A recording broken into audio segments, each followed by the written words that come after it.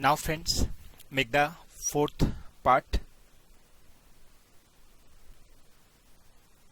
reverse holding, reverse acquisition friends.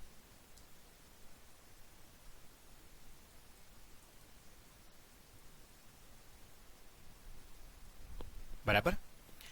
Now friends, ये fourth part है, लेकिन जो कॉन्सेप्ट हैं वो हमारे सेम ही रहने वाले हैं, राइट. जैसा हम हमेशा डिस्कस किए हैं कि कनेक्टिविटी हमको पहले डिस्कस करनी है, बराबर. सो इसके बारे में भी कुछ सोचने का है, राइट, कि क्या होता होगा, क्या डिस्कस करना है, राइट. तो सबसे पहले इसका बताते हैं मीनिंग. रिवर्स एक्विजिशन होता क्या है, बराबर. फ्रेंड्स, एक्चुअली रिवर्स एक्विजिशन को रिवर्स होल्डिंग वर्ड भी यूज किया जा सकता है. ये बेसिकली ऐसा कुछ सिस्टम है जहां पर करते कुछ और है और होता कुछ और है, राइट. तो फ्रेंड्स, इसका एक्सप्लेनेशन आपके मॉड्यूल में अराउंड 4-5 पेजेस का दिया हुआ है, जिसको पूरा पढ़ के एंड में हमको कुछ भी समझ नहीं आता है. लेकिन एकदम सिंपल लैंग्वेज में समझना है तो एक लाइन में इसका मतलब समझा जा सकता है. तो बताइए आपको क्या करूं, वो मॉड्यूल का ऑल 7 पेज का एक्सप्लेनेशन दूं कि इतने सी लाइन में हमारा काम हो जाए? तो एक लाइन में हमारा काम हो जाए, वही आप चाहोगे, डेफिनेटली, मेरे को पता है. सो फ्रेंड्स, नाम ही लिखा है रिवर्स. मतलब क्या है कि रिवर्स एक्विजिशन जो हम बिजनेस एक्विजिशन में इंड AS 103 के हिसाब से करने जाते हैं तो उल्टा हो जाए तो उसको रिवर्स एक्विजिशन बोलते हैं. जैसे छोटा सा एग्जांपल, सपोज ए लिमिटेड ने बी लिमिटेड को एक्वायर किया, तो ये सिंपल बिजनेस एक्विजिशन का केस है. कौन सा? सिंपल इंड AS 103, क्योंकि हम बात कर रहे हैं वो भी बिजनेस एक्विजिशन की बात कर रहे हैं. कौन सा है बिजनेस एक्विजिशन? इंड AS 103, बराबर. सो ये जो सिस्टम है उसमें होना ये चाहिए कि ए जो है वो एक्वायरर है और बी जो है वो एक्वायरी है. सिंपल वर्ड में, ए जो है वो एक्वायरर है, जिसको हम परचेजर भी बोल सकते हैं अपनी लैंग्वेज में, और बी जो है वो एक्वायरी है, जिसको हम सेलर भी बोल सकते हैं अपने वर्ड्स में, राइट.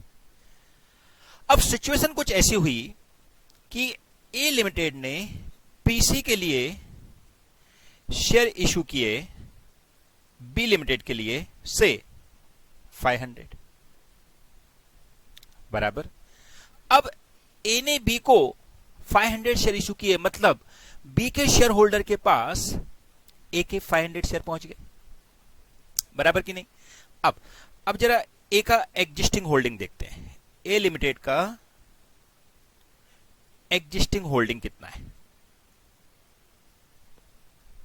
तो ए लिमिटेड का एग्जिस्टिंग होल्डिंग है से 400 शेयर. नाउ इशू कर दिए पीसी के लिए बी लिमिटेड को 500 शेयर. टोटल में कितने 100 शेयर हो गए? 900 शेयर. उसमें से 400 एग्जिस्टिंग शेयर होल्डर के पास है और 500 बी के शेयर होल्डर के पास है. इसका मतलब क्या हुआ कि अगर हम होल्डिंग परसेंटेज निकालें, क्योंकि हमारा बिजनेस कॉम्बिनेशन तो कंट्रोल सिस्टम ही चलता है, तो कंट्रोल सिस्टम में निकालें तो 500 शेयर बी होल्ड कर रहा है आउट ऑफ 900 शेयर. सो ये कितना परसेंट हो जाता है? यानी कि 55 या 56% अराउंड बी होल्ड कर रहा है. तो इसका मतलब क्या हुआ फ्रेंड्स? अब ए को कंट्रोल कौन करेगा? ए के शेयर होल्डर करेंगे कि बी के शेयर होल्डर करेंगे? आप बोलोगे सर ए ने बी को एक्वायर किया तो ए के शेयर होल्डर करना चाहिए. अरे लेकिन शेयर में कंट्रोल भी तो देखो, हमने सीखे थे सिम्टम्स ऑफ कंट्रोल. उसके अंदर सबसे पहला पार्ट था कि मोर देन 50% अगर हमारे पास होल्डिंग होती है तो हम कंट्रोल करते हैं. तो यहां तो मोर देन 50% होल्डिंग बी के शेयर होल्डर के पास पहुंच गई. बस यहां से ही आपको सिम्टम्स मिलना चालू हो गए कि यहां पे बोल रहा है ए ने बी को परचेज किया है, लेकिन एक्चुअल में उल्टा हो गया है कि बी ने ए को परचेज कर दिया है. माने बी के शेयर होल्डर अब ए को कंट्रोल करेंगे. That is the meaning of reverse acquisition, or you can say reverse holding. Is it clear? तो फ्रेंड्स, अपने वर्ड्स में बोलें, सो जो चीज हम लेने गए थे लेकिन एक्चुअल में हम बिच के आ गए, जैसे बोलते हैं ना प्रेम की परिभाषा देते हैं लोग कि प्रेम में लोग खरीदते नहीं बल्कि बिक जाते हैं। सो वैसा ही ये है कि यहाँ पर जैसे श्री कृष्ण के भक्त होते थे, ऐसा बोलते हैं कि वो भक्त खरीद लेते हैं कृष्णा को। सो बोलने का मतलब हम लोग यहाँ पर ए बी को लेने जरूर गया है लेकिन एक्चुअल में बी ने ए को ले लिया है। So it's become reverse acquisition. अपने वर्ड्स में यहां पर ए लिमिटेड बी लिमिटेड को एक्वायर कर रहा है, ऐसा क्वेश्चन में आपको मेंशन करेंगे। लेकिन हम जब होल्डिंग परसेंट पता लगाएंगे कि ए ने पीसी के लिए जब शेयर इशू किए तो ए बी का कंट्रोलर बन गया है, उसके बजाय बी ए का कंट्रोल बन गया है। बराबर। नाउ फ्रेंड्स, इस केस में दो अकाउंटिंग आती है। सबसे पहले तो इसका मीनिंग हम लिखना चाहें तो क्या लिखेंगे, अगर अपने वर्ड्स में लिखें तो व्हेन ए लिमिटेड, अब ए बी को बेस बना के चल रहा हूं मैं, acquired business of B Limited by issuing its ordinary share, but after issue PC B shareholder become in majority, then its control by B means B become acquirer जो कि खरीद रहा है and A become acquiree जो कि बेच रहा है। जबकि है उल्टा, स्टार्टिंग में बात हो रही थी ए ने बी को खरीदा है लेकिन यहां उल्टा हो गया है। बराबर। इन दिस केस या therefore we have to make two type of accounting। एक तो कंसोलिडेशन करना है, तो कंसोलिडेटेड फाइनेंशियल स्टेटमेंट बनाना है। उसमें क्या रहेगा, तो उसमें रहेगा कि ए ने बी को परचेज किया है, नहीं, उसमें रहेगा बी ने ए को परचेज किया है। माने एक्चुअल में कंट्रोल बी के हाथ में चला गया, इसलिए कंसोलिडेटेड फाइनेंशियल स्टेटमेंट बी को परचेज की तरह मान के चलना है। सो हम क्या लिखेंगे, it's become like B had acquired A Limited। जो कंसोलिडेटेड फाइनेंशियल स्टेटमेंट बनेंगे, जो हम स्टेप 1 to 5 अप्लाई करते हैं, वो ऐसे अप्लाई होंगे। ओके। सो यहां पर हमने क्या सोचना है कि जो B है वो A को एक्वायर कर रहा है, ऐसा हमको मानना है। ठीक है। सो ए लिमिटेड को हम क्या बोल देंगे, एक्वायरी कंपनी, यानी कि सेलर कंपनी।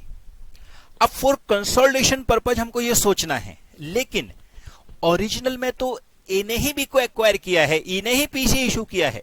लेकिन जो हम कंसोलिडेशन फाइनेंशियल स्टेटमेंट या आप बोल सकते हो बिजनेस कॉम्बिनेशन की calculation, all step 1 to 5 remain as B is the acquirer यानी कि purchasing company and A is the selling company। Okay, यानी कि acquiree company. Is it clear friends? So सबसे पहला रिवर्स एक्विजिशन का सिम्टम्स कहां से स्टार्ट हुआ कि जब होल्डिंग बी के शेयर होल्डर की ज्यादा हो गई, जबकि लिया ए ने है, बट ए ने इतने ज्यादा शेयर इशू कर दिए बी के शेयर होल्डर के लिए कि वो मेजोरिटी में आ गए हैं। क्योंकि हमारा सिस्टम वही है, कंट्रोल सिस्टम जिसके पास पहुंच गया वो ही एक्वायरर है। Okay, very good. तो फ्रेंड्स, ये है रिवर्स एक्विजिशन का मीनिंग, जो आपके मॉड्यूल में बहुत बड़े एग्जांपल के साथ बहुत सारा डिटेल में समझाया है। बट सिंपल वर्ड में यही मतलब है कि ए ने बी को खरीदने गया लेकिन एक्चुअल में बी ने ए को खरीद लिया, यानी ए उल्टी बिच गया। Okay, very good. अब फ्रेंड्स, ये तो समझ आ गया कि ए जो है वो एक्वायरी बन गया। हमारे एग्जांपल में ए और बी रहेंगे हमेशा। ए बी को लेने गया था लेकिन ए ने इतने ज्यादा शेयर इशू कर दिए बी के लिए कि बी मेजॉरिटी शेयर होल्डर में हो गया। इस वजह से B become acquirer, A become acquiree. बार बार बोल दीजिए, A become acquiree, B become acquirer, यानी कि परचेजर। नाउ फ्रेंड्स, सर ये तो समझ में आ गया कि ये रिवर्स एक्विजिशन है। अब अकाउंटिंग कैसे करना है। So now heading friends, how to solve the problem. तो फ्रेंड्स आपको याद होगा, मैं स्टार्टिंग से आपको फर्स्ट लेक्चर ऑनवर्ड बोलते आ रहा हूं, जितने भी टाइप हमने अभी तक डिस्कस किए हैं सब में आपको ये बताया है 80% पार्ट तो कॉमन रहने वाला है।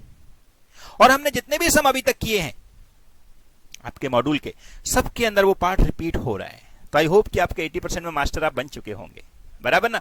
कितने सम कर चुके हैं हम अभी तक? एक मैंने ऐसी लिस्ट बनाई थी। तो क्वेश्चन नंबर 34 हमारा हो चुका है,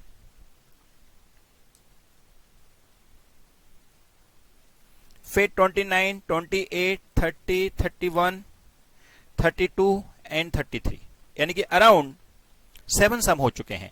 सो हमारा वो 80% पार्ट 7 टाइम रिपीट हो चुका है, बराबर।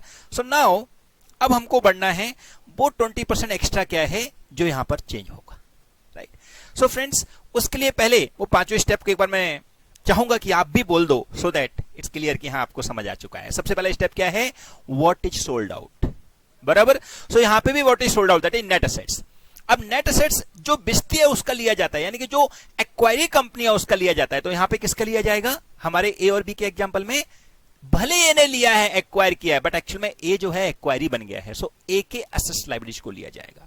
At what price? Eight fair value, क्योंकि जो एक्वायरी कंपनी है उसके एसेट्स लायबिलिटीज हमेशा फेयर वैल्यू पे लिए जाते हैं, और एक्वायरर कंपनी के always at carrying amount, that is book value. Okay, very good. Now friends next question आता है step number 2, what is consideration. So consideration क्या होगा? वो यहां पे सबसे बड़ा झोल वाला काम है, क्योंकि यहां पर ए ने बी को खरीदा है, तो वो तो अपन को दिया रहेगा कि ए ने बी को कितने में खरीदा। जैसे हमारे एग्जांपल में हमने 500 शेयर इशू किए, तो जो भी ए का मार्केट प्राइस होगा उसके साथ मल्टीप्लाई कर देंगे तो पीसी मिल जाएगा। लेकिन वो तो ए बी को परचेज करेगा तो है, लेकिन यहां तो बी ने ए को परचेज किया है। तो उसके लिए फ्रेंड्स जो परचेज कंसिडरेशन है उसमें मेजर चेंज आने वाला है, वो मैं आपको बताऊंगा कैसे कैलकुलेट करना है। वही हमारा मेजर 20% पार्ट है जो डिफरेंट होगा। अदरवाइज स्टेप 1 तो खाली यही याद रखना है कि ए का लेना है ना कि बी का, क्योंकि ए एक्वायरी बन चुका है, ए सेलिंग कंपनी बन चुका है। Okay, very good. Now step number 3, that is difference between 2 and 1, that is PC and net assets. क्या दिया और क्या लिया, तो वो डिफरेंस हमारा सेम रहने वाला है। हाँ, मैं लिखवाने वाला हूं सभी चीजें, मैं तो आपको इस ओरली बता रहा हूं सो दैट आपके वो पांचों स्टेप आपके माइंड में आ जाए, right. And step number 4, accounting treatment in the books of acquiree company, यानी कि ए लिमिटेड, जो कि 99% केस में नहीं मांगा जाता है। वो खाली डी मर्जर के केस में आता है या और कोई रेयर केस में आ सकता है, अदरवाइज यहां पर नहीं पूछा जाता है, बराबर। Now step number 5, accounting treatment in the books of acquirer company, जो कि यहां पर बी है। तो बी के यहां पे हम कंसोलिडेटेड बैलेंस शीट बना के रेडी कर देंगे, या आप बोल सकते हो बिजनेस एक्विजिशन के बाद में एक बैलेंस शीट बना के रेडी कर देंगे, हो गया का। ओके, सो इतना सा फर्क पड़ेगा हमारी रेगुलर 5 स्टेप में। So let start. Step number 1 नाम है what is sold out, that is PC, purchase consideration, right. इसमें क्या लिखेंगे? Sorry, what is purchase consideration sold out नहीं है, व्हाट इज नेट एसेट्स। इसमें लिखेंगे it's same as previous but will take A limited as acquiree company, बराबर। And assets and liabilities will be taken at fair value. और याद रखो ये acquisition method है, यानी कि ये परचेज मेथड है। जब तक कोई क्वेश्चन स्पेसिफाई ना आए कॉमन कंट्रोल वाला, तब तक हमको नहीं मानना है। ये हमको कौन सा मेथड मानना है? एक्विजिशन, यानी कि परचेज मेथड। तो इसके लिए सब फेयर वैल्यू पे लिए जाएंगे। अब किसका लिया जाएगा? बी का, ए का लिया जाएगा, सॉरी, क्योंकि ए जो है वो कौन है? एक्वायरी कंपनी बन गया है। अब लेना कैसे है वो तो आपको पता ही है, खाली एसेट्स लायबिलिटी के नाम लिखने हैं, चाहिए तो लिख दीजिए। असेट्स टेकन ओवर,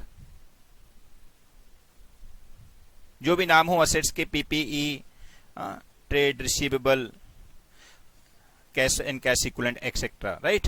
फिर टोटल लेस लायबिलिटीज में जो भी उसने ले लिया है उनके भी नाम लिख दीजिए, जैसे कि बैंक लोन अगर है तो कुछ, right.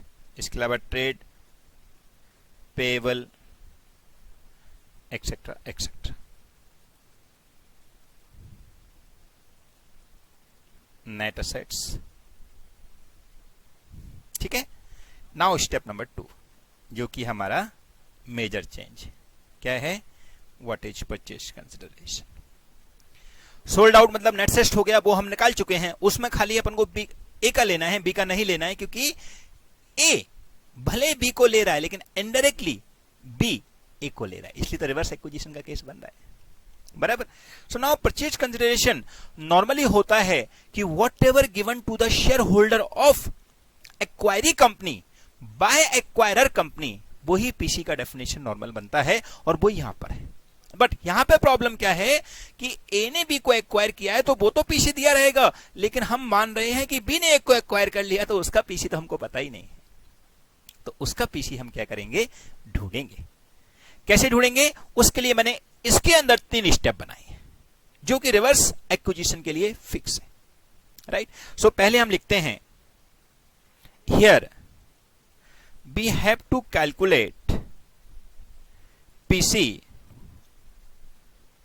because it's reverse acquisition case where B had acquired A Limited but PC is given like A Limited acquired B limited, क्योंकि ऑब्वियस बात है रियल में तो ए लिमिटेड ने बी लिमिटेड को एक्वायर किया है, बराबर। और वही हम बात कर रहे हैं, और यहां पे मैंने आपको बताया कंसोलिडेशन फाइनेंशियल स्टेटमेंट के हिसाब से हमको स्टेप 1 to 5 सेम बनानी है। अब चूंकि हम स्टेप 1 to 5 में चले गए, लेकिन अदर पार्ट अगर कंसोलिडेशन के अलावा अदर पार्ट कुछ आ जाता है तो उसमें आप याद रखो कि A limited will be remain controller. तो वहां पे जो 2 पार्ट मैंने आपको बता रहा था, एक सीएफएस के लिए और एक अदर पार्ट के लिए, तो यहां पर ए लिमिटेड ही एक्चुअल में कंपनी मानी जाएगी। माने जो रिवर्स एक्विजिशन का केस है वो खाली कंसोलिडेशन फाइनेंशियल स्टेटमेंट तक ही सीमित रहेगा, उसके आगे अगर कुछ निकालने को आ जाएगा तो बी लिमिटेड ए लिमिटेड ही हमारी मेन कंपनी मानी जाएगी, क्योंकि एंड में तो ए ने भी को लिया है ना। सो वो सेकंड वाला पार्ट जब आएगा तब डिस्कस करेंगे, लेकिन हाल फिलहाल हम बात कर रहे हैं कंसोलिडेशन करने की, जो स्टेप 1 to 5 अप्लाई करने की, उसमें हमने यही सिस्टम अप्लाई करना है। तो यहां पे हमने क्या लिखना है, जब हम पीसी कैलकुलेट कर रहे हैं कि एक्चुअल में पीसी बी ने ए को कितना दिया वो नहीं पता है, लेकिन ये जरूर पता है कि ए ने बी को कितना दिया है, लेकिन वो ए ने बी को कितना दिया वो पीसी तो हो नहीं सकता ना यहां पर, क्योंकि हम तो ऐसा मान ही नहीं रहे हैं कि ए ने बी को परचेज किया, हम तो ये मान रहे हैं कि बी ने ए को कंट्रोल किया है। तो फ्रेंड्स उसके लिए जो पीसी दिया हुआ है वो हमारे काम का नहीं है, काम का नहीं इन द सेंस जो हम बिजनेस एक्विजिशन करने वाले हैं, जो स्टेप 1 to 5 अप्लाई करने वाले हैं, जो हमारा सम है करने के लिए, उसके अंदर काम का नहीं है। तो हमको ढूंढना पड़ेगा कि बी ए को कितना देगा, लेकिन उसके लिए फ्रेंड्स कहीं ना कहीं बेस तो वही बनाना पड़ेगा जो दिया है क्वेश्चन में, क्योंकि हम कहां से पता लगा लें, तो ऐसी बात हो जाएगी कि ए ने बी को परचेज करने के लिए कितना शेयर दिया, उसके बाद में बी बोले चल मैं तेरे को परचेज करने कितने शेयर देता हूं, ऐसा प्रैक्टिकली थोड़ी होगा। लेकिन हम कंट्रोल पॉइंट ऑफ व्यू से देख रहे हैं, इसके लिए हमको निकालना तो पड़ेगा पीसी, नहीं तो काम नहीं जमेगा। तो ए ने बी को कितना दिया वो पता है, लेकिन बी ने ए को कितना दिया उसके बारे में नहीं पता है, क्योंकि बी एक्वायरर हमने बना दिया है, एक्चुअल में एक्वायरर तो ए था, बट बिकॉज ऑफ दैट हम रिवर्स एक्विजिशन के केस में पहुंच गए और हम अभी फंस चुके हैं कि हम उसको कैसे निकालें, राइट। सो पहले आपने ये समझ लेना है कि पीसी हमको दिया जरूर है, लेकिन वो ए ने बी को एक्वायर किया उसका दिया है, ना कि बी ने ए को एक्वायर किया। सो वो कैसे ढूंढेंगे उसकी अभी स्टेप चालू होती है। Therefore, it's calculate in following 3 steps। अब ये स्टेप के अंदर स्टेप्स हैं, इसलिए स्टेप को नाम मैं एबीसी दूंगा। सो स्टेप ए, सबसे पहला हमारा काम होगा ये ढूंढना कि ए के अंदर जो बी कंट्रोलर बन के बैठा है उसमें ए का होल्डिंग और बी का होल्डिंग कितना कितना है, यानी कि ए के शेयर होल्डर का होल्डिंग कितना रह जाता है आफ्टर एक्विजिशन इन ए लिमिटेड, और बी के शेयर होल्डर का होल्डिंग कितना रह जाता है after acquisition in A limited.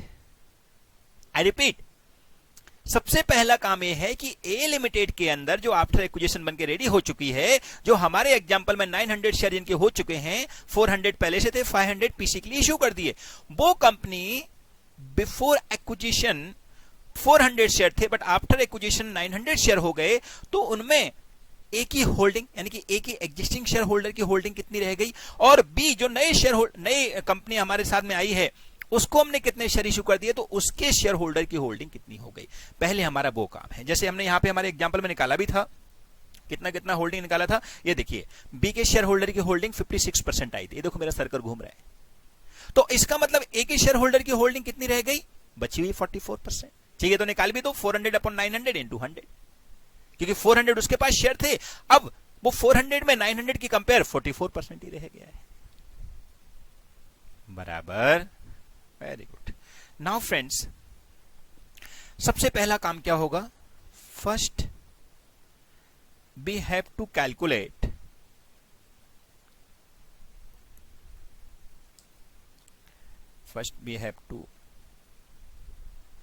Calculate holding percentage in A Limited after acquisition of V Limited of A existing shareholder and B company shareholder। तो बताइए हमारे एग्जांपल में ए की होल्डिंग कितनी हो गई है, 400 शेयर ए के पास है, लेकिन अभी एक्विजिशन के पास 900 के हो गए, यानी कि 44% की होल्डिंग रह गई है। बी के पास होल्डिंग कितनी रह गई है, बी के शेयर होल्डर के पास, राइट, एक्चुअल में ये शेयर होल्डर बोलना चाहिए, बी के शेयर होल्डर के पास वो है 500 की, क्योंकि कहीं ना कहीं कंट्रोल सिस्टम उसी पे चलता है ना। जैसे हमने कॉमन कंट्रोल की बात की थी, तो कॉमन कंट्रोल में क्या था कि एक कोई शेयर होल्डर दो कंपनियों को कंट्रोल कर रहा है, तो वो कॉमन कंट्रोल आ गया, माने ए में भी चलेगी उसकी, बी में भी चलेगी, तो कॉमन कंट्रोल हो जाता है। लेकिन वो कॉमन कंट्रोल वाला कॉन्सेप्ट यहाँ नहीं है, लेकिन शेयर होल्डर ही कंट्रोल करते हैं, ये आपको बताने की कोशिश कर रहा हूं, राइट। सो यहां पर 56% होल्डिंग हो गई बी के शेयर होल्डर की। सो पहले हमारा काम हो गया कि हमने ये ढूंढना है कि कितना परसेंटेज होल्डिंग ए लिमिटेड में ए के शेयर होल्डर की और बी के शेयर होल्डर की, जो कि बी के लिए हमने इश्यू किए हैं, उसके वजह से कितनी होल्डिंग परसेंट बन गई, वो हमारा पहला काम हो जाएगा। सेकेंड काम क्या होगा, find the number of share to be issue for A limited. कैसे निकालेंगे, तो देखो हमने ये देखना है कि बी लिमिटेड के एग्जिस्टिंग शेयर, क्योंकि बी कंपनी भी तो खुद है ना अपने आप में, तो उसके एग्जिस्टिंग शेयर कितने हैं, तो जितने उसके एग्जिस्टिंग शेयर हैं वो सारे शेयर के लिए उसने ए में कंट्रोल लेके रखा है 56%। ये देखो ए में कंट्रोल उसका 56% है, मतलब उसके पास जो कैपिटल है वो 56% के बराबर है कि नहीं। माने ए ने बी में कंट्रोल कर रखा है, सॉरी बी ने ए में कंट्रोल कर रखा है 56%, तो बी के पास जो शेयर कैपिटल है वो 56% के बराबर है जो ए को वो कंट्रोल करके बैठे। तो इसका मतलब अगर 56% के बराबर एग्जिस्टिंग शेयर जो बी लिमिटेड की बुक्स में है, बी की खुद की share capital, existing share capital लिख देता हूं मैं, आपको समझेगा, वो अगर 56% के लिए है तो 44% के लिए कितने शेयर हो जाएंगे, क्रॉस मल्टीप्लिकेशन से। एग्जांपल के लिए इसके पास पहले से 1000 शेयर है, एग्जांपल के लिए, सो 1000 शेयर इक्वल टू 56% है। ये 1000 शेयर में बी लिमिटेड की शेयर कैपिटल की बात कर रहा हूं, ए के शेयर कैपिटल की बात नहीं कर रहा हूं, क्योंकि ए के शेयर कैपिटल तो हमने अभी डिस्कस कर लिया, इसकी वजह से तो रिवर्स होल्डिंग का केस स्टार्ट हुआ है। सो बी के शेयर होल्डर के पास 1000 शेयर जो बी के लिमिटेड के खुद के हैं वो हैं, तो वो 56% के बराबर है। सो 44% के लिए कितने शेयर हो जाएंगे, so we can calculate and we can find the number of share. Then finally PC amount, क्योंकि हमको ए शेयर मिल गए, मतलब जो बी है वो ए को इतने शेयर इशू करेगा जो ए निकलेंगे, राइट। सो पीसी अमाउंट कितनी हो जाएगी, सो जो भी नंबर ऑफ शेयर पीसी के लिए निकाले हमने इन स्टेप बी, उनको मल्टीप्लाई कर दो market price of B limited, क्योंकि बी के शेयर है तो बी के मार्केट प्राइस निकालो। अब बी की मार्केट प्राइस नॉर्मली क्वेश्चन में दी रहेगी, नहीं तो हम कैलकुलेट कर लेंगे बाय अप्लाइंग वैल्यूएशन कॉन्सेप्ट। अब कई लोग बोलेंगे सर न्यू कोर्स में वैल्यूएशन कहां से आ गया, अरे न्यू कोर्स में वैल्यूएशन नहीं है, कोई बात नहीं है, लेकिन कॉन्सेप्ट तो रहेगा। इसके लिए जो भी चीज आपने सीख के रखी याद रखो, सीए में सब काम आने वाली है। इसका मतलब वैल्यूएशन न्यू कोर्स में नहीं, मतलब मैं समझो कि वैल्यूएशन अभी प्रैक्टिकल लाइफ में भी नहीं है। अरे प्रैक्टिकल लाइफ में तो वैल्यूएशन काम आता है, सारा शेयर मार्केट वैल्यूएशन पर ही डिपेंड है कि नहीं? Very good. So friends, finally आपकी पीसी अमाउंट आ गई। मैं एक बार फिर से रिपीट कर देता हूं, हम लोग क्या कर रहे हैं, पीसी निकाल रहे हैं। तो हमको पीसी ए ने बी को कितना दिया है वो तो दिया है, उसमें कोई तकलीफ नहीं है। बट प्रॉब्लम कहां पे है कि यहां पे हम उल्टा मान रहे हैं कि बी ने ए को एक्वायर किया है, तो पीसी कितना दिया वो तो बताओ। बोले उसका नहीं पता, लेकिन बी ने एक्वायर कर लिया ए को, तो हम ढूंढेंगे भाई। कैसे ढूंढेंगे? सबसे पहला हमारा स्टेप होगा be calculate the holding percentage in A, कि ए के शेयर होल्डर का कितना परसेंट रह गया और बी ने जो शेयर ले लिया हमसे उनका कितना होल्डिंग परसेंटेज हो गया। तो हमारे एग्जांपल में हमने 44 एंड 56% होल्डिंग परसेंट निकाल दिया। फिर हम बी की बुक में जाएंगे और बी की बुक में बी के शेयर कैपिटल को देखेंगे कि बी के पास 1000 शेयर हैं जो कि 56% के बराबर हुए, क्योंकि बी ए में 56% होल्ड कर रहा है। तो इसका मतलब बी की पूरी कैपिटल 56% है, तो 44% के लिए कितना होना चाहिए। सो उसके हिसाब से नंबर ऑफ शेयर मिल जाएंगे क्रॉस मल्टीप्लाई करके। तो पीसी की अमाउंट कितनी हो जाएगी? जो नंबर ऑफ शेयर है multiply by market price of B limited, क्योंकि बी के शेयर इश्यू किए जा रहे हैं ए के लिए, तो मार्केट प्राइस भी उसी बेस पर आएगी। Okay, very good. Now step number, main step आ गई हमारी, step number 3, that is difference between step 2 and 1, that is PC step 2 जो भी अमाउंट आया, एंड नेट असेट्स स्टेप 1 जो भी अमाउंट आया। डिफरेंस गुडविल और कैपिटल रिजर्व, या गेन ऑन परचेज, या gain on bargaining sale, right. So वैसे करके हम उसको शो कर सकते हैं। क्योंकि ये कॉमन कंट्रोल मेथड नहीं है, इसलिए गुडविल को यूज किया जा सकता है। अगर कॉमन कंट्रोल होता तो गुडविल को यूज नहीं कर सकते, या तो नेगेटिव कैपिटल रिजर्व होगा या कैपिटल रिजर्व होगा, राइट। लेकिन वो नहीं है यहां पर common control. Step number 4, accounting treatment in the books of selling company, जिसको हम एक्वायरी कंपनी भी बोल सकते हैं, जो कि हमारे एग्जाम्पल में अभी ये लिमिटेड बन चुका है, बराबर। सो नॉर्मली नॉट आस्क, ये पूछा ही नहीं जाएगा हमसे, ठीक है। नाउ स्टेप नंबर 5, ठीक है। Now accounting treatment in the books of purchasing company, जिसको हम एक्वायरर बोलते हैं, राइट। ये remain same, but here we will prepare in the books of, बोलो, बी लिमिटेड, क्योंकि यहां पर एक्वायरर बी बन गया है, तो ऑब्वियस बी क्या बनाएंगे, कोई बात नहीं। लेकिन जैसे ये कंसोलिडेशन हो जाएगा, वो second part, other than anything, उसने जो भी मांगा होगा वो सब क्या होगा, बोलो, वो सब हमको मानना है कि जैसा ए ने एक्वायर किया है बी को, तो ए ही कंट्रोलर है। ओके, अब फ्रेंड्स कैसे बनाना है? तो सिंपल लॉजिक है, सेम एज प्रीवियस, हमने कुछ दिमाग नहीं लगाना है। जैसा हम पहले करते आ रहे थे वैसा ही करेंगे, बराबर। बट किसके यहां बनाना है? बी के यहां। तो क्या बनेगा? एक कंसोलिडेटेड बैलेंस शीट बनेगी, आप बोल सकते हो बैलेंस शीट आफ्टर एक्विजिशन बनेगी, जिसके अंदर जो बी होगा उसके all assets liabilities as it is रहेंगे, प्लस ए के ऐड हो जाएंगे, क्योंकि ए एक्वायरी कंपनी बन चुका है। जो भी उसका फेयर वैल्यू स्टेप 1 में लिया है वहां से उठा कर लिखेंगे, और उसको जो शेयर इशू करेंगे उतने शेयर मान लेंगे, और सब कुछ सेम करेंगे। बस इतना याद रखना है कि अब जो बी है वो एक्वायरर है, ए जो है वो एक्वायरी है। ओके, सो नाउ फ्रेंड्स एक सम लेते हैं, सो दैट ये सारी स्टेप एकदम क्लियर हो जाए, क्योंकि रिवर्स एक्विजिशन बड़ा ही अटपटा लोग बोलते हैं। सो लेट डू द सम। आपके मॉड्यूल में एक अच्छा सम दिया हुआ है, फॉर एग्जांपल क्वेश्चन नंबर 2, जो कि आपके मॉड्यूल में पेज नंबर 13.92 पे है, और मेरी बुक में आई थिंक 94 पेज नंबर पे है, राइट। ओपन कर ली, ये फ्रेंड्स मैंने बुक ओपन कर ली है। मेरी बुक में 198 पेज नंबर पे है फ्रेंड्स, 198 पेज नंबर डाल दीजिए, 198। बाकी सेम का सेम ही है। क्वेश्चन तो आपको मैंने बताया था जैसे कि सेम का सेम हमने कॉपी करके ही रखा है, वहां से इवन स्क्रीनशॉट लिया है, कॉपी भी नहीं किया है, राइट। सो वहां का प्रिंट भी सेम आ गया है। ये टेस्ट और नॉलेज का क्वेश्चन है friends. Question number 2 page number module में 13.92, right. Let's read first. On 38 September 2011, entity A issued 2.5 share in exchange for each ordinary share of entity B. All of entity B shareholder exchange their share in equity entity B. ठीक है, सब share holder ने अपने share exchange करा लिए।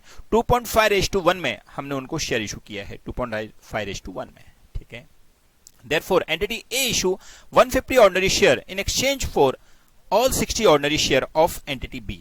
माने 60 share B के पास थे, उसके बदले 150 शेयर A ने इशू किए, बराबर। सो इन शॉर्ट यहां पे A जो है वो एक्वायरर बना हुआ है और B जो है वो कौन बना हुआ है, एक्वायरी बना हुआ है, राइट। 2.5:1 में उसने अपने शेयर इशू किए हैं। The fair value of each ordinary share of entity B at 30 September 2011, अच्छा बैटरी, इसकी बैटरी लगा। The fair value of the each ordinary share of B limited on 30 सितंबर, क्योंकि 38 सितंबर को इसने एक्वायर किया है फ्रेंड्स, 40 रुपीज का है, एंड ए लिमिटेड का 16 रुपीज का है, तो मार्केट वैल्यू भी हमको दे दिया है उसने, ठीक है। The fair value of entity A identifiable assets and liabilities at 30 सितंबर 2011 are the same as their carrying amount, except that the fair value of entity A non-current assets at 30th September 2011 is 1500। Friends यहां से थोड़े से symptoms चालू हो गए हैं। वो फेयर वैल्यू ए का क्यों बता रहे? एक्चुअली तो फेयर वैल्यू हमको बी का पता होना चाहिए, क्योंकि ए तो एक्वायरर कंपनी है। अभी अभी हमने देखा ए ने बी के शेयर होल्डर के लिए 2.5 पर शेयर के हिसाब से एक्सचेंज के लिए अपने शेयर इशू किए। जो बी के शेयर हैं वो 60 हैं, उसके बदले 2.5:1 अगर हम लगाते हैं तो 150 शेयर ए ने बी के शेयर होल्डर के लिए इशू किए। सो एंड में तो बी जो है वो एक्वायरी है, तो बी के फेयर वैल्यू बताए, क्योंकि ए का तो कैरिंग अमाउंट ही रहने वाला है, क्योंकि जो एक्वायरर कंपनी है, जो परचेजिंग कंपनी है, उसका तो बैलेंस शीट में कभी चेंज होता ही नहीं। सब्जेक्ट टू कोई एरर ओमिशन हो तो अलग बात हो जाती। तो इसका मतलब कुछ चक्कर तो है। माने हमको एक हिंट मिल गई कि ए का रिवैल्यूएशन वैल्यू दिया है, ए का फेयर वैल्यू दिया है, अरे देना तो बी का चाहिए। ए तो एक्वायरर है, लेकिन अभी कुछ और होने वाला है, राइट। आगे बढ़ते हैं। The statement of financial position of entity A and entity B immediately before the business combination are, अच्छा ये बिजनेस कॉम्बिनेशन से पहले का हमको फाइनेंशियल स्टेटमेंट भी दिया हुआ है, ठीक है, चलो अच्छी बात है। एंटिटी ए लीगल पेरेंट, ये देखिए होने को लीगल पेरेंट है, ये अकाउंटिंग एक्वायरी की तरह करना है, कर दिया उसने क्लियर, राइट। सो एक्वायरी की तरह अकाउंटिंग करना है, लेकिन ये लीगल सब्सिडरी है, बट अकाउंटिंग एज एक्वायरर करना है, ठीक। Current assets, non current assets, total assets, current liabilities, non current liabilities, total liabilities, shareholder equity, retained earning दोनों का दिया हुआ है, issue equity 100 ordinary share, 60 ordinary share, ये देखिए, ये अंडरलाइन कर लीजिए जरा। 100 ऑर्डिनरी शेयर ए के हैं और 60 ऑर्डिनरी शेयर बी के हैं। सो हमने 60 ऑर्डिनरी के बदले 150 शेयर इशू कर दिए। इसका मतलब क्या हो गया कि अभी ए लिमिटेड के यहां पर पहले से 100 शेयर हैं और बी लिमिटेड को पीसी के जैसे इशू कर दिए हमने 150 शेयर, तो टोटल मिलकर कितने शेयर बन गए? 250 शेयर बन गए। तो इसका मतलब क्या हुआ कि जो बी हैं उनके शेयर होल्डर के पास इससे भी ज्यादा शेयर पहुंच गए। कितना परसेंट अगर अपन लगाएं तो 150 अपॉन 250 इंटू 100 कितना होता है? 60%, 60%।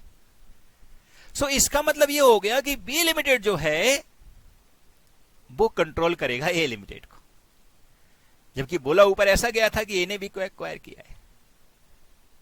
तो समझ आया? कुछ दिमाग की बत्ती जली। सो ये बिकम रिवर्स एक्विजिशन का केस बन चुका है। ठीक है, जहां पे होने को ए लिमिटेड ने बी को एक्वायर किया है, लेकिन इनडायरेक्टली बी ने ए को एक्वायर कर लिया है। ए ऊपर वाला कैंसिल हो गया और बी ने ए को एक्वायर कर लिया है। ठीक है, सो रिवर्स एक्विजिशन चालू हो चुका है, हिंट मिल गई है और ये कंफर्म भी हो गया है। हाँ, क्वेश्चन में भी वो अपन को मेंशन करेगा, डोंट वरी। आपको इतना ज्यादा दिमाग एग्जाम में नहीं लगाना है कि आप सोचोगे सर हम अभी ये सोचें कि क्या सोचे, क्योंकि एग्जाम में तो हम यही सोच सकते हैं कि ए ने बी को एक्वायर किया है तो हम ए को परचेजिंग कंपनी यानी कि एक्वायरर कंपनी मानेंगे और बी को एक्वायरी कंपनी मानेंगे, लेकिन वो हिंट भी दे देगा आपको, प्लस आपको मेंशन भी करेगा, डोंट वरी। लेट्स सी, आगे बढ़ते हैं। टोटल शेयर होल्डर इक्विटी और ऐसे मिलके टोटल टैली हो गया। ये देखिए, ये 1800 का है टोटल और ये भी 1800 का है, राइट। यहाँ पे आउटसाइड 700 का हो गया प्लस 1100, दोनों मिलके 1800 हो गया और ऐसे ही इसका दे दिया है। ठीक है, assuming that entity B earning for the annual period ending 31st December 2010 was 600, were 600, 2010 की बात कर रहा है, राइट। और हमने कब एक्वायर किया है फ्रेंड्स? 30 सितंबर 11 में एक्वायर किया है, मतलब प्रीवियस ईयर की अर्निंग की बात कर रहा है। 600 and the consolidated earning for the annual period ending 30th December 2011 की बात कर रहा है, मतलब अभी नेक्स्ट ईयर में पहुंच गए हैं, वर 800। माने हम 2010 के बाद में आगे जब बढ़ गए तो फिर हमारा कंसोलिडेटेड अर्निंग, तो कंसोलिडेटेड अर्निंग के लिए हमने 30 सितंबर को लिया, 30 सितंबर तक प्री होगा, उसके आगे अगर कुछ कमाएंगे तो पोस्ट मानेंगे। तो सितंबर, अक्टूबर, नवंबर, दिसंबर यानी कि 3 महीने का हमारा पोस्ट हो गया है, राइट, और 9 मंथ का हमारा प्री हो गया है।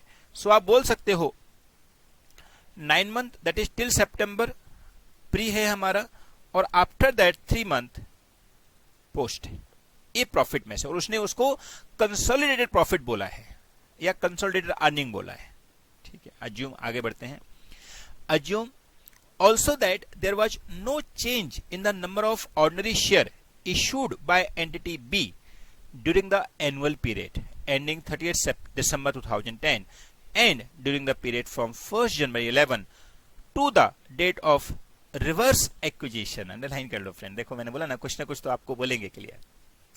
Reverse acquisition on 30th September 2011, माने वो इनडायरेक्टली घुमा फिरा के ये बोलना चाहते हैं कि भैया इसके बीच में शेयर में कोई चेंज नहीं हुआ है, शेयर का खाली यही हुआ है 150 हमने इशू किए हैं, किसके लिए? बी को एक्वायर करने के लिए। सो इनडायरेक्टली 100 प्लस 150 250 शेयर किसके हो गए हैं? ए लिमिटेड के हो गए। और ये बैलेंस शीट कब की है? बिफोर एक्विजिशन की। देखो उसने क्लियर बोला है, सो दैट आप कंफ्यूज नहीं होना कि इसके अंदर कहीं ये 31 दिसंबर की बैलेंस शीट तो नहीं आ गई जिसमें वो शेयर भी इशू हो गए, नहीं आई है, ये बिफोर एक्विजिशन की है। सो बिफोर एक्विजिशन के दिन हमारा क्या पोजीशन था वो हमको उसने बताया कि 100 शेयर थे और 150 शेयर हमने बाद में इशू किए हैं, और बाद का उसने प्रॉफिट भी दे दिया है। प्रॉफिट क्यों दिया है? गॉड नोज, क्योंकि उसको बैलेंस शीट बताना चाहिए उस दिन की बैलेंस शीट क्या है। लेकिन लेट्स सी उसमें क्या है, जितना घुमाए उतना घुमाने दो, हम डरने वाले थोड़ी हैं, बराबर कि नहीं? Because we are very good, Manoj sir student, good. आगे बढ़ते हैं। Calculate the fair value of the consideration transfer measure goodwill and prepare consolidated balance sheet as on सितंबर 2011। ओके, माने हमको पीछे निकालना है, गुडविल की अमाउंट निकालनी है, राइट, और बैलेंस शीट भी बनानी है as on 30th September 11, that is date of acquisition. क्या है 30th September? Date of acquisition, क्योंकि इसमें कंसोलिडेटेड फाइनेंशियल स्टेटमेंट का भी रोल तो रहता ही है। मैंने आपको बताया था इंड AS 103 जब हम कर रहे हैं तो इसका मतलब मत समझना कि जो हमारा CFS है उसका रोल नहीं आएगा, क्योंकि CFS का यहां पे 50% रोल है। मानी जो आप यहाँ पे इंड AS 103 में सीखने वाले उसका 50% पार्ट CFS में काम आता है। अब वो CFS हमने पहले कर लिया है तो ऐसा बोल सकते हैं कि CFS में जो हमने सीख लिया है वो यहाँ पर 50% कवर हो चुका है, सो 50% ही हम नया सीख रहे हैं, राइट। ये कनेक्टिविटी होती है, very good. Also compute earning per share H on December 30, 2011। ये देखिए इसलिए दिया है उसने वो। Also calculate earning per share, तो फ्रेंड्स ये अर्निंग पर शेयर कंसोलिडेशन नहीं है, बल्कि ये अदर देन कंसोलिडेशन है, जो हम स्टार्टिंग में डिस्कस किए थे, आपको याद है? दो पार्ट, एक कंसोलिडेशन करना, उसके लिए हमको ये मानना पड़ेगा कि बी एक्वायरर है और ए एक्वायरी है, क्योंकि बी के पास कंट्रोल पहुंच चुका है, बी के शेयर होल्डर के पास कंट्रोल पहुंच चुका है। लेकिन अदर देन कंसोलिडेशन का पार्ट जो कि ये पूछा है उसने, अर्निंग पर शेयर, वो हमको एक ही निकालना पड़ेगा, क्योंकि अर्निंग पर शेयर तो जो मेन पेरेंट है वो तो यही है। Okay, very good. आप बोलोगे सर किधर से, क्या रिवर्स एक्विजिशन इन लोगों ने बना दिया है? बट फ्रेंड्स, जितना डिफिकल्ट होता है उतना ही समझो हमारे लिए अच्छी बात है। क्यों? क्योंकि सब सिंपल तो सभी कर लेते हैं, जो स्पेशल हो वही तो मनोज के एफआर होता है, राइट? सो नाउ फ्रेंड्स, नेक्स्ट 20 मिनट के अंदर, 20 मिनट तो ज्यादा बोल दिया, 15 मिनट के अंदर हमारे ये सब हो जाना चाहिए। Let's start. हमको स्टेप 1 to 5 बनानी है, डिस्कस हम पहले ही कर चुके हैं, जस्ट हमको फिगर फिल करना है, ये मान लो आप, माने अमाउंट फिल करते जाना है, वही हमारा काम है। तो आप भी चालू हो जाइए, मेरे से पहले करके दिखाना है, right? So let's start with step number 1, answer to question number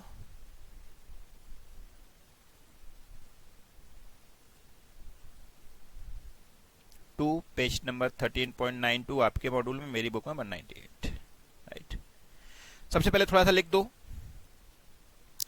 it's a case of reverse holding या एक्विजिशन, जो भी आपको लिखना है, बिकॉज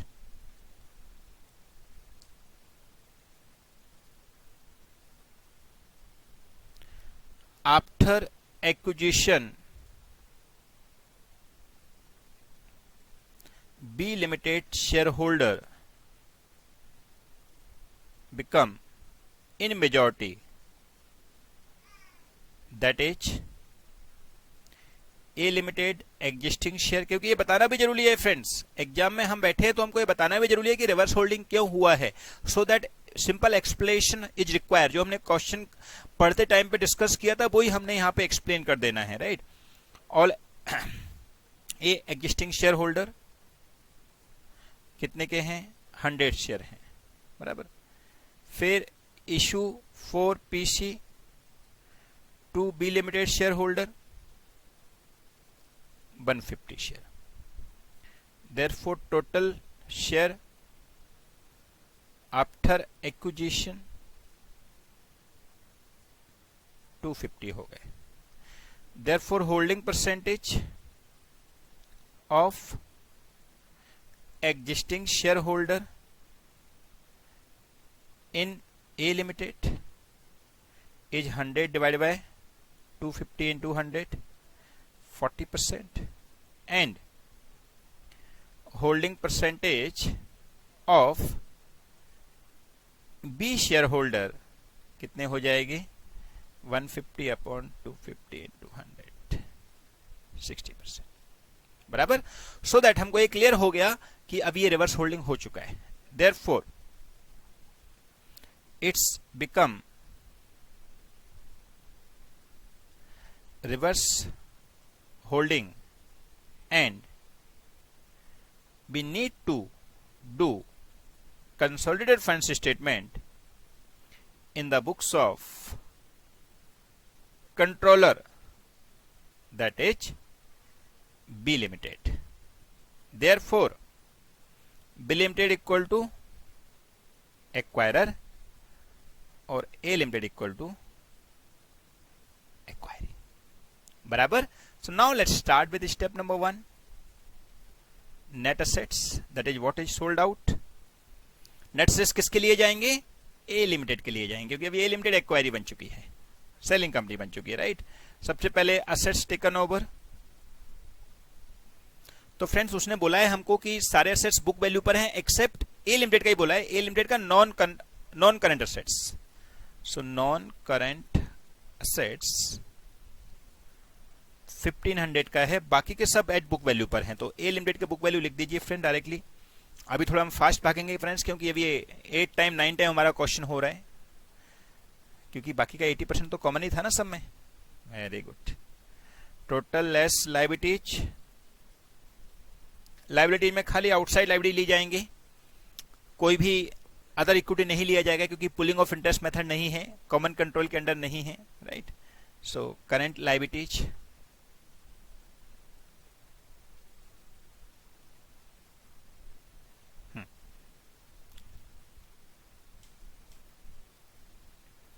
ये बायर का कुछ इशू हो गया है, हाँ दिख रहा है friends, very good. Now current liabilities,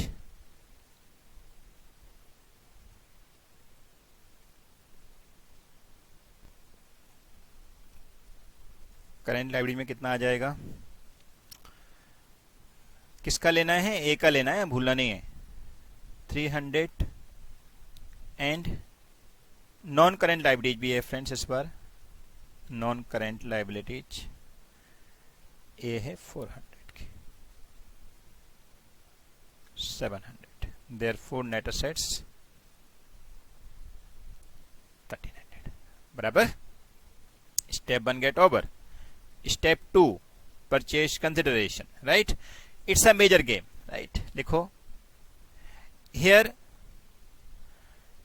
it's reverse acquisition case, so we need to calculate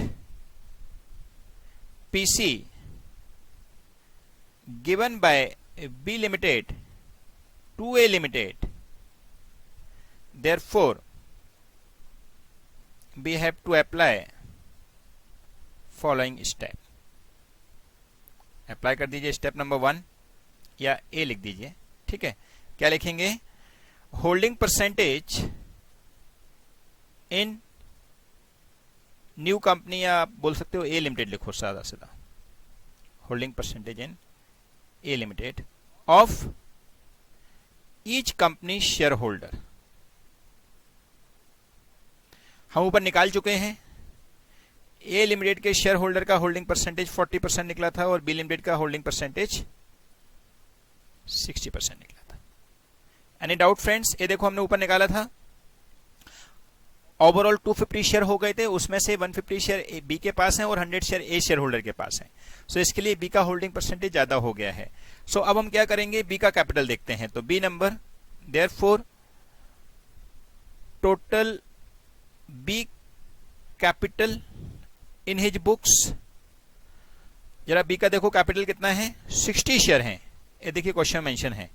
तो 60 शेयर इक्वल टू 60%, क्योंकि हमारा बी में ए में कंट्रोल जो है वो 60% का है, और एक बी जो खुद अपने आप में लेके बैठा है वो खाली 60 लेके बैठा है, 60 शेयर। तो इसका मतलब 60 शेयर जो है उसके वो ओवरऑल 60% के बराबर है। याद है ना, हमने डिस्कस किया था। सो इसका मतलब ये हो गया कि बी लिमिटेड की खुद की जो शेयर कैपिटल है that is 60 which is equal to 60%। Therefore A को कितने शेयर इशू करने पड़ेंगे, ए को कितने शेयर इशू करने पड़ेंगे, तो 40% ए का हिस्सा है। सो 60% के लिए अगर 60 शेयर होते हैं तो 40% के लिए 40 शेयर होंगे, क्रॉस मल्टीप्लिकेशन करके देख लो। Very good. So therefore C number, final PC जो नंबर ऑफ शेयर इशू किए, नंबर ऑफ शेयर पीसी के into market price of B limited, क्योंकि यहां पे बी लिमिटेड ही मार्केट प्राइस लिया जाएगा क्योंकि बी के शेयर दिए जा रहे हैं। So 40 into market price of B limited कितना है फ्रेंड, जरा बताइए। इसमें दिया था ना, क्वेश्चन में पढ़ा था, यस 30 सितंबर को मार्केट प्राइस 40 का है। तो 1600 is the PC amount which B gives to A share holder.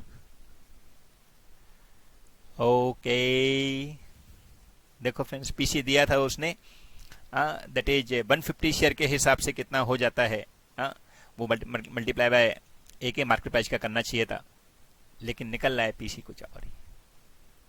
क्यों? क्योंकि ये रिवर्स एक्विजिशन का केस है। I hope friends you all understood, क्योंकि ये जो 20% मेजर पार्ट जो डिफरेंट होता है हर क्वेश्चन में वो यही, ठीक है। चलिए ना स्टेप नंबर 3, अब तो समय हलवा हो गया है, कुछ नहीं बचा है। Difference between step 2 that is PC and net assets that is step 1, बराबर। राइटिंग फ्रेंड्स प्लीज मैनेज करना, बाकी का all you know very well. CA होने के बाद थोड़ी स्पीड फास्ट हो जाती है लोगों की, राइट? तो इसलिए राइटिंग हो जाती है, बट राइटिंग को कोई इम्पैक्ट नहीं होता है फ्रेंड्स। कई लोग एग्जाम में भी मेरे से कई क्वेश्चन पूछते हैं, तो अगर राइटिंग का इम्पैक्ट होता तो मैं तो कभी सीए बन ही नहीं पाता फ्रेंड्स। सो दैट्स वाई ये माना चलो कि जो बेसिक है आपका अंडरस्टैंडिंग वाला होना चाहिए, उसको समझ आना चाहिए। बाकी का दरी नो मैटर आपने कितना अच्छा जमा के लिखा है, कैसा लिखा है। हाँ, बट लाइन में खुशती रहा करो जिससे वो समझ आए उसको कि हाँ भाई अमाउंट ये लिखी है या ऐसा कुछ अमाउंट है, राइट? सो मेंशन बहुत करो उसको, डिटेल खूब लिखो, लेकिन एक बेसिक राइटिंग में, राइट? सो यहाँ पे क्या लिखना है? सबसे पहले पीसी, दैट इज स्टेप 2 के अंदर हमने निकाला हुआ है, अभी 1600 का आया था, लेस नेट असेट्स जो कि स्टेप 1 में हम निकाल चुके हैं।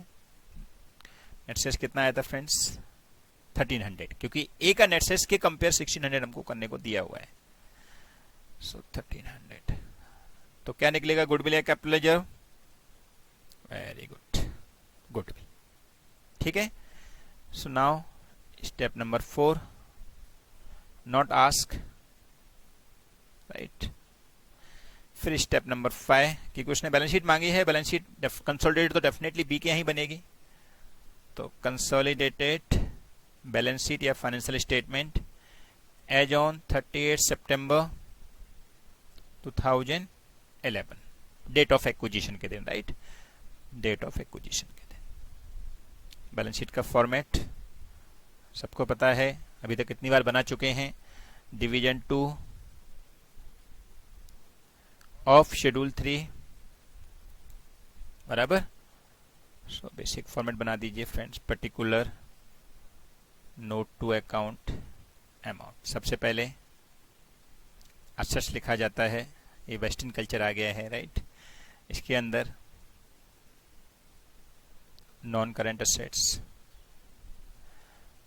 उसके अंदर पीपीई, ऐसा कुछ लिखा नहीं, उसने नॉन करेंट असेट्स लिख दिया डायरेक्टली। सो जो बी है उसका सेम रहेगा, दैट इज 3000, और ए का हम स्टेप 1 से उठाएंगे। तो स्टेप 1 में हमने ऑलरेडी निकाल के रखे हुए हैं, देखो एरा नॉन करेंट असेट्स 1500 का हो गया है, राइट? ए अकेला फेयर वैल्यू में चेंज हुआ है, बाकी का सबका फेयर वैल्यू सेम है।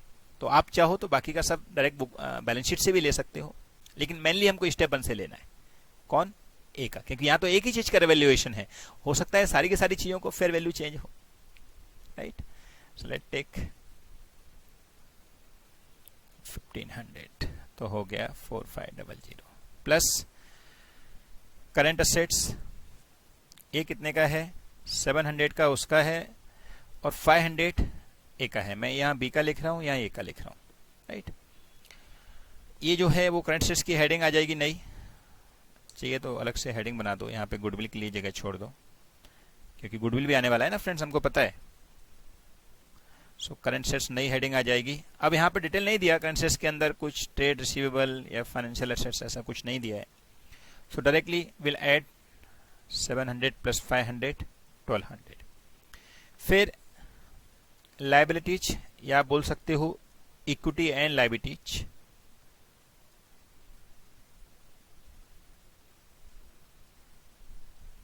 उसके अंदर share holder equity, share capital. Share capital में जब अभी बी है उसकी शेयर कैपिटल तो एज इट इज रहेगी, दैट इज 600, प्लस जो इसको इश्यू किए हैं वो और शेयर इश्यू ऐड कर दिए जाएंगे। तो कितने शेयर इसको इश्यू किए हमने? 40 शेयर इश्यू किए, और एक का भाव कितने का है?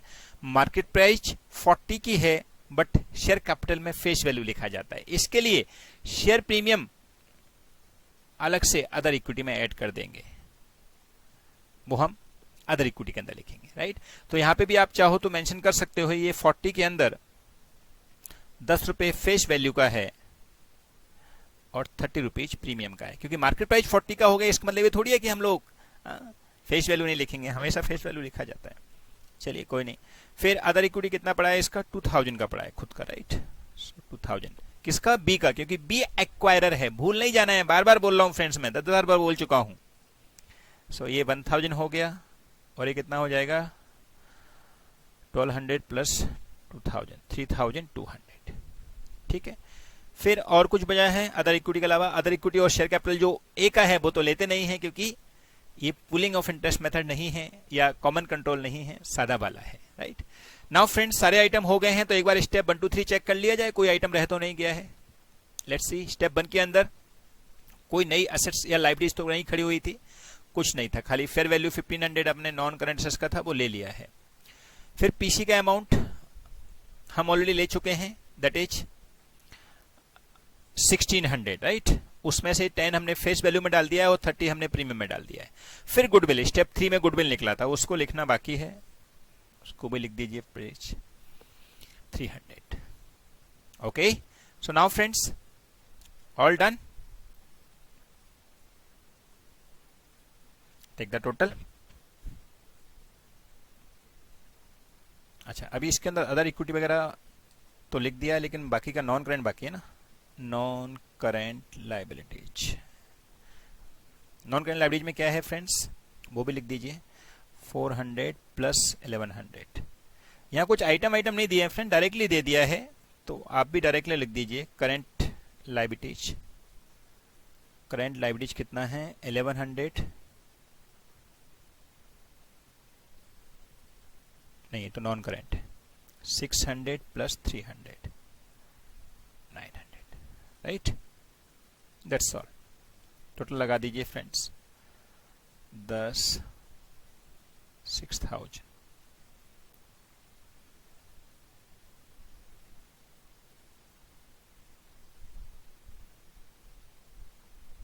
शेयर कैपिटल अदर इक्विटी कितना लिखा हमने, 2000 नहीं है फ्रेंड्स, ये वाली अमाउंट 1400 की है, हमने 2000 टोटल ले लिया, चलो कोई नहीं, टोटल में अपने आप पता चल जाएगा। 1400 प्लस 1200 कितना हो जाता है, 2600। सो 2600 में 232516 6000, बराबर फ्रेंड्स। सो हमने बैलेंस शीट में जैसा दिया हुआ है, क्योंकि बी लिमिटेड का बैलेंस शीट रिमेन सेम, उसमें कोई चेंज नहीं आएगा, वो आप जो भी अमाउंट दिया है एजिटी लिख दीजिए, और एक ही जो अमाउंट है उसको हमको फेयर वैल्यू पे लेना है, और उसके अकॉर्डिंग हमारा पार्ट हो गया।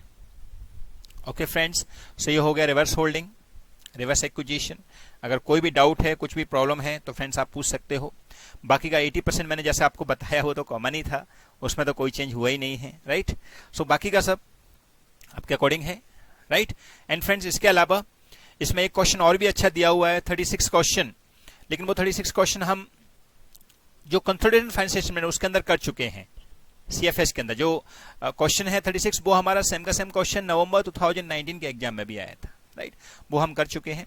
सो now friends, with that reverse acquisition get over, now make next heading.